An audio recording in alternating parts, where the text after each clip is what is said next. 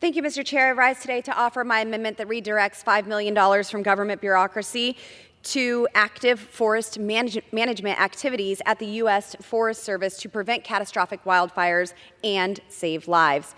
Each year in the United States, about 65,000 wildfires burn more than 10 million acres. Wildfires kill people and destroy everything they own, including their homes and sentimental family heirlooms that can never be replaced. Some of the stories of loss I have heard from people in my district are truly heartbreaking.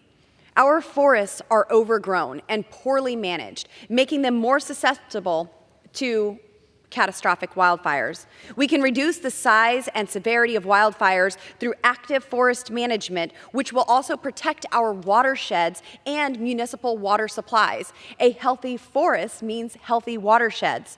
According to the Colorado State Forest Service, more than 24.4 million acres of Colorado's forest land impacts Colorado's water supply, where 80% of the state's population relies on those forested watersheds for municipal water supplies.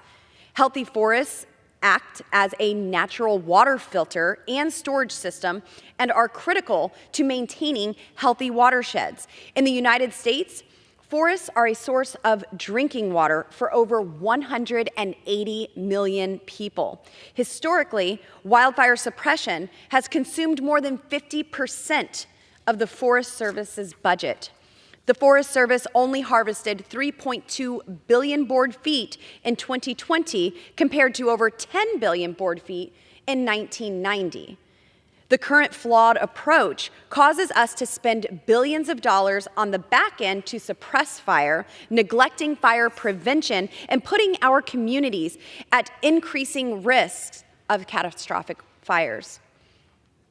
The Forest Service's own fuel treatment effective database reports that over 90% of the fuel treatments were effective in changing fire behavior and or helping with control of the wildfire. Wildfires are also getting more intense, and we are seeing more crown fires that burn hotter and cause increased ecological damage to soil and watersheds. Unfortunately, federal agencies have failed to recognize this correlation of timber harvests being down nearly 80% over the past 30 years. This also negatively impacts education and local communities, as historically 25% of the receipts from timber harvests went towards schools and important infrastructure projects for the communities that we all serve and love.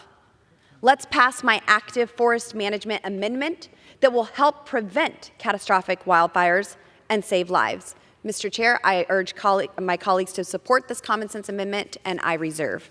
For what purpose does the gentlelady from Maine seek recognition? I rise in opposition to this amendment. The gentlelady is recognized. Thank you so much, Mr. Chair. Once again, I want to address some of the same concerns about this amendment as I did in the previous amendment. And I want to be clear. I fully support active forest management at the Forest Service. I feel very bad for the wildfires that have occurred in Colorado and so many other states across our country. I can't imagine the devastation of a family who loses their home or a community that finds the entire community leveled by a forest fire.